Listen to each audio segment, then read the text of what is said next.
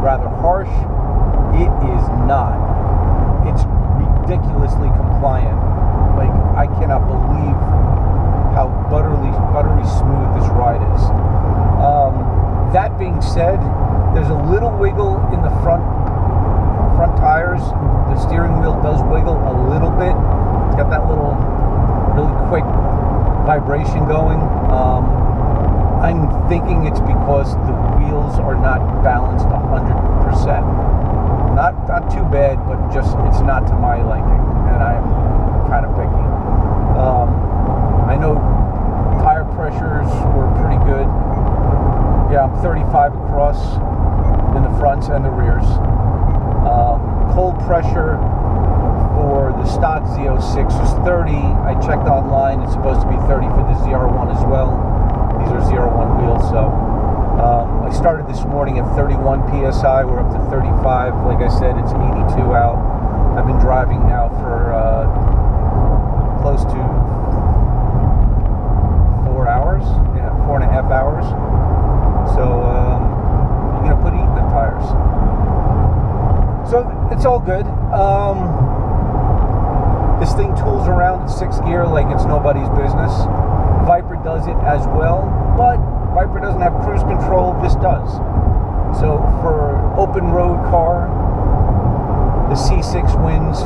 For the track, even though I haven't even put it on track yet, but I have driven the Viper Spirited around my house on the back roads, which I would never suggest anybody do. You want to go fast? Not on public roads. I know I just told you I did it. It was back roads right by my house. I did it for a short period. Still no excuse. The car was ridiculous. Can't wait to get that thing on track. That car is fully wrapped in Expel, so I feel comfortable doing that. C6 track car, yeah.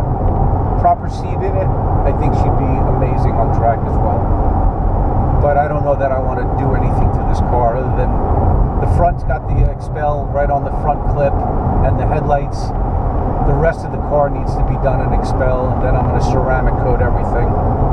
The Viper's already been done, so I don't have to worry about that. I haven't ceramic coated the Viper. I have to do that still. But anybody who tracks a car knows you're tracking the car, now you got to get proper wheels for it and the tires. So I'll have to get a set of wheels and tires for that car. And I'll probably upgrade the front rotors and pads and bleed the system and put SRF in, because that's what I run on track. Oh, you guys that are running cars on track and you're not running SRF, spend the money, get SRF. Modal, I guess people like Modal, and there's other brands.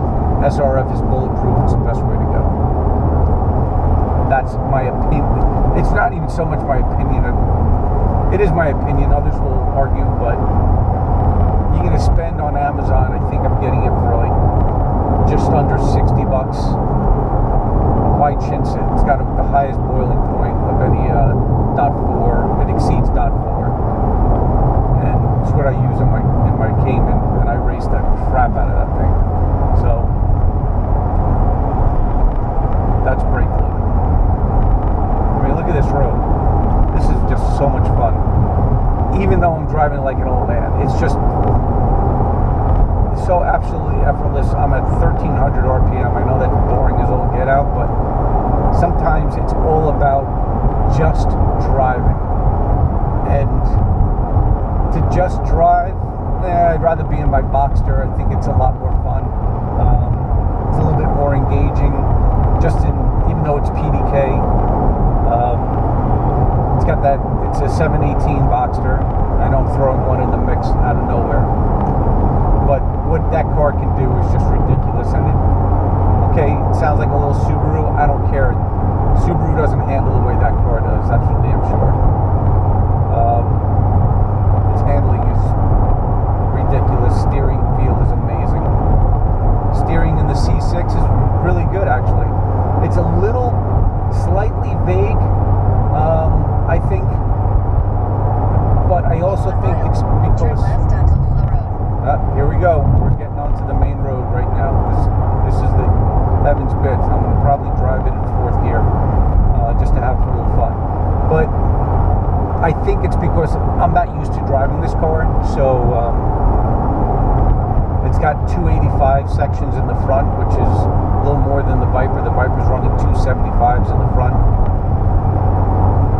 So it's just getting used to the car, you know. Plus, I'm not driving it at speed, so I'm not in the zone. I'm more in the laid-back drive type mode right now. I'm not really going bolts out or anything. So, here we go. Anyway, alright, I'm going to shut up and enjoy the rest of this road and then head in.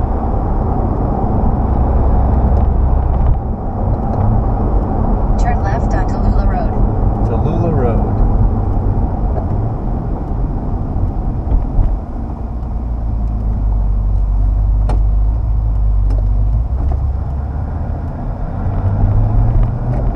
Here we go. 129 north. This is where the fun begins.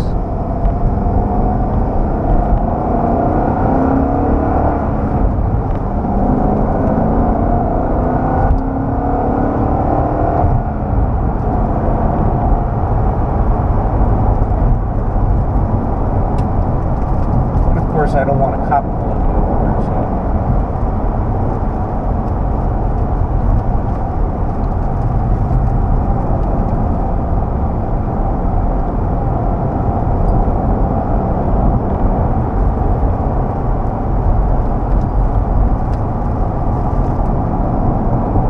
Eyes up, looking way through the corners as much as possible to get the traction down. Late apex right there.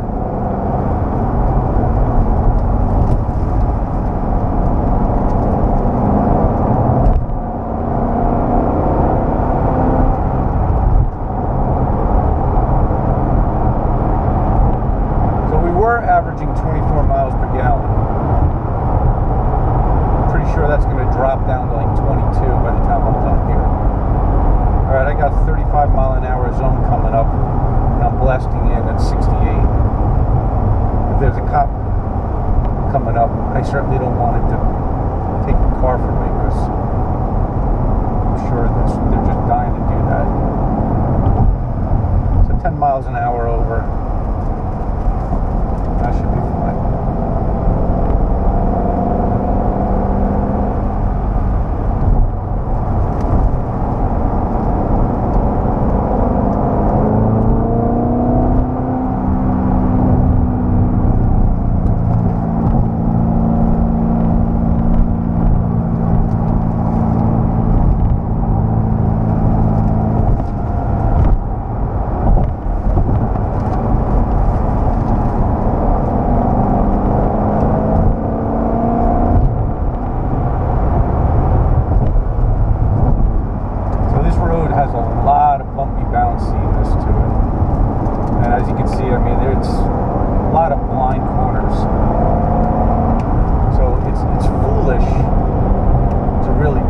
Out on this.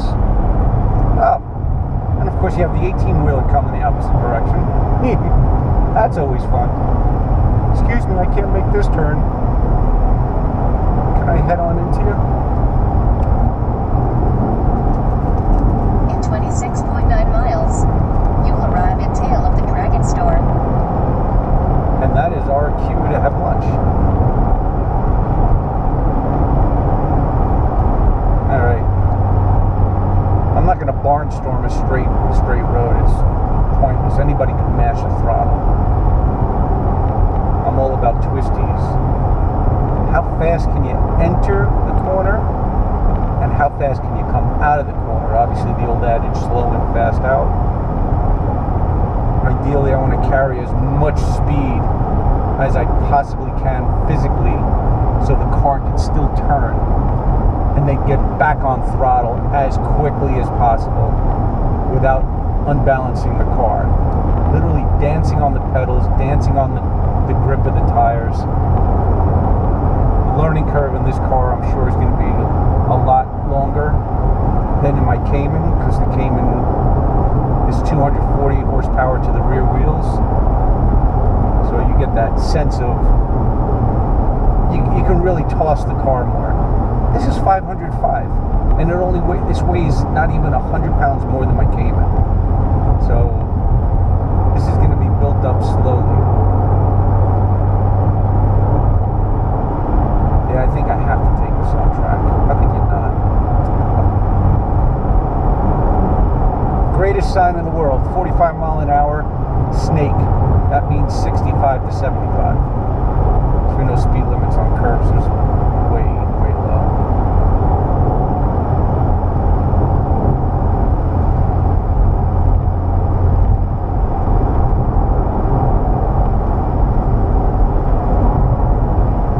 Nice private ranges.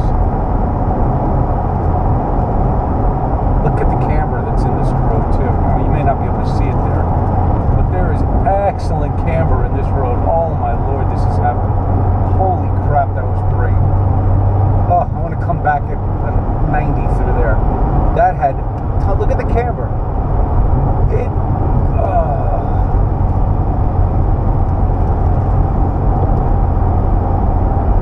So any of you track guys know, when you do a track walk, you start to realize how much camber is in certain corners on tracks that you don't typically